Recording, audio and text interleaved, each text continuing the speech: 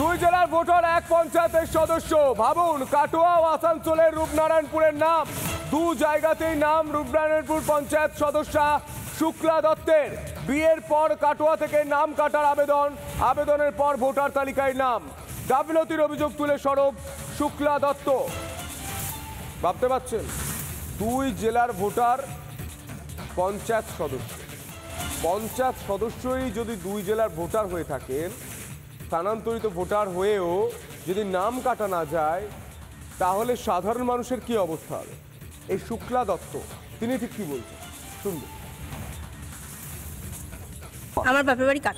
আমি এখন শুনছি যে আমার ওখানে ভোটার কার্ডের মানে আমি আবেদনপত্র করেছিলাম যে আমার ভোটার লিস্টের নাম ভোটার কার্ডটা বন্ধ করে দেওয়ার জন্য আমি যেহেতু এখানে ভোটার কার্ড করব, তা আমি এখন শুনছি যে ওখানেও আমার নামটা রয়ে গেছে। না, আমি ওখানে ভোট দিইনি। মানে আমার ভোটার নাম বিয়ের আগেই উঠেছিল, কিন্তু আমি ভোট দিইনি, আমার বিয়ে হয়ে গেছে। হ্যাঁ, আমি আবেদনপত্র জমা দিয়েছিলাম আমার বিয়ের পরেই। ওটা আমার ওখানকার বিএলও দোষ করেছে।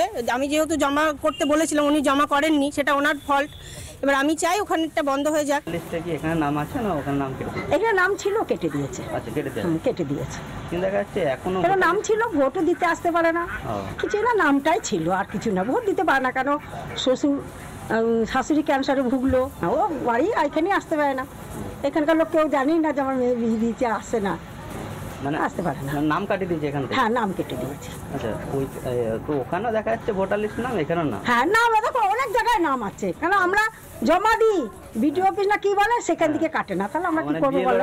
হ্যাঁ হ্যাঁ, মানে জমা নাম কাটার জন্য আবেদন করেছি? আবেদন করেছি, আমরা আবেদন করেছি, তারপরে কি সব জমা দেয়, জমাও দিয়েছি। আচ্ছা, তার সত্ত্বেও কি হয় না, সেগুলো অফিস না কি বলে, কাটে নাই।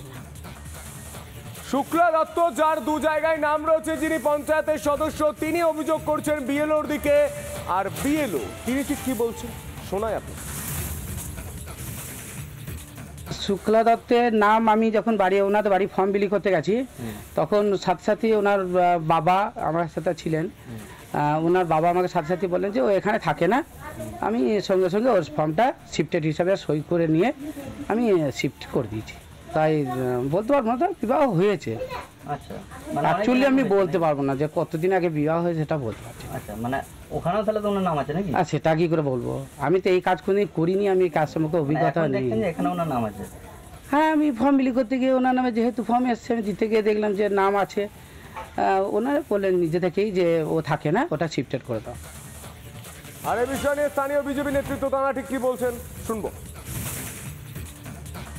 কিছু চটিচাটা রাজ্য প্রশাসনের আধিকারিককে দিয়ে উনি অবৈধভাবে দুটো ভোটার কার্ড বানিয়েছেন। একটা কাটোয়া বিধানসভার 243 নম্বর বুথে, আর একটা বারাবণী বিধানসভার 283 বারাবণী বিধানসভার 85 নম্বর বুথ। তাহলে অবৈধভাবে তার ভোটার কার্ড বানিয়ে ওখানে রূপনারায়ণপুরে তিনি পঞ্চায়েতে প্রতিদ্বন্দ্বিতা করলেন কিভাবে?